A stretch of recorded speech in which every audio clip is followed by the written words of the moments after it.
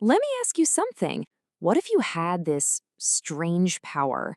Something that just completely flips the script on everything you thought you knew about who you are. What if this life you're living right now isn't the only one? What if you could experience the world through different eyes, in different times, as totally different people? To literally leave your own body behind and just jump into someone else's, living their entire life from their point of view. A complete and total immersion.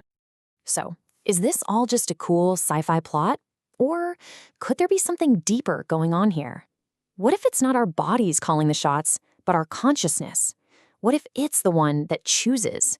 Let's dig into where this wild idea even comes from. Okay, so we're going to start, maybe surprisingly, not in some mystical realm, but right here on Earth, in a lab. We're talking about something that feels disturbingly close to home, messing with the very code of life itself. So, the material we're looking at here claims that genetic tampering is nothing new. It alleges that major organizations are actively combining human and animal genes, even putting human genes into the brains of monkeys. So the question isn't if this is happening, but what comes next? On one side, you've got our genes, right? What we know we're capable of. But then you have this completely uncharted territory, hybrid genes. What happens when you mix them? Do you get a chimpanzee with a whole new level of awareness? An animal that walks upright? The source we're pulling from says this has already happened. Experiments where the genes held up, but the consciousness inside, it was changed fundamentally. And that right there, that brings us to the most crucial point. The objective isn't just about scientific bragging rights or making some new kind of creature. No, the alleged goal is way, way bigger than that. It's about engineering a totally new kind of consciousness. So you gotta ask, why? What's the end game for such risky science? Well, the material we're digging into points to one big driver: military application. The whole super soldier concept. A human being with all our intelligence, but with the raw, brutal strength of a chimp. And this isn't just some comic book fantasy. The source points to alleged programs in major world powers, all chasing the same thing: the ultimate warrior. And what about cloning? The source material basically says it's been a thing for decades, and the idea behind it is almost ridiculously simple. You just take two cells and boom, you can create a perfect, identical copy of a living thing. Sounds almost like a recipe, doesn't it? But hold on. If it's that easy, it begs the question, right? Where's Einstein's clone, or a clone of any other genius for that matter? I mean, who's to say they haven't already done it?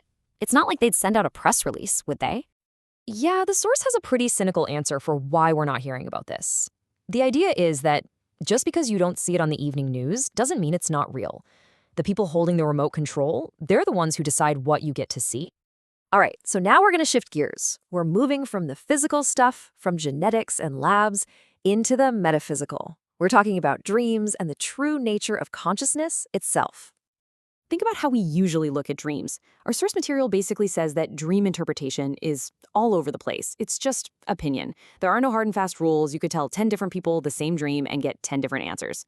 But what if there's another explanation? What if your dreams aren't just your brain making stuff up? What if they're real glimpses into the lives of your other selves, living in parallel dimensions? Now, this is a really important distinction. We're not talking about reincarnation. The whole idea of one soul living life after life. This is something else entirely. This is consciousness transfer. The idea is that a consciousness can just be out there, untethered, wandering the cosmos, and it can enter and live inside another person.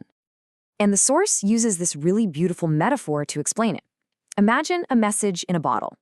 You write a note, seal it up, and you just toss it into the ocean. You have no idea who's going to find it or where it'll end up. This theory suggests consciousness is kind of like that. It's the message, just floating through a universe, waiting for someone or something to pick it up. So, after going down the rabbit hole of genetic engineering and alternate realities, we get to the big ones, the ultimate questions that pull all of this together. First up, the biggest question about the mind itself. Is it really possible? Can our awareness, our soul, our sense of me, can it actually move from one body to another? And then the question about where we come from. Has humanity been secretly re-engineered? Have our very blueprints been tweaked to create something else? Something we were never supposed to be? And that brings us to the biggest question of all, about reality itself. How can you even tell the difference between what's real and what's just in your head? Or what if it's not your imagination? What if it's another dimension just bleeding through into ours?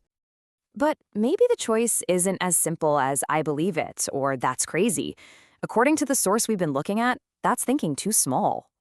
No. The final question it leaves us with is this. It doesn't matter what the truth is. The real question is, are we as a species even prepared to face it?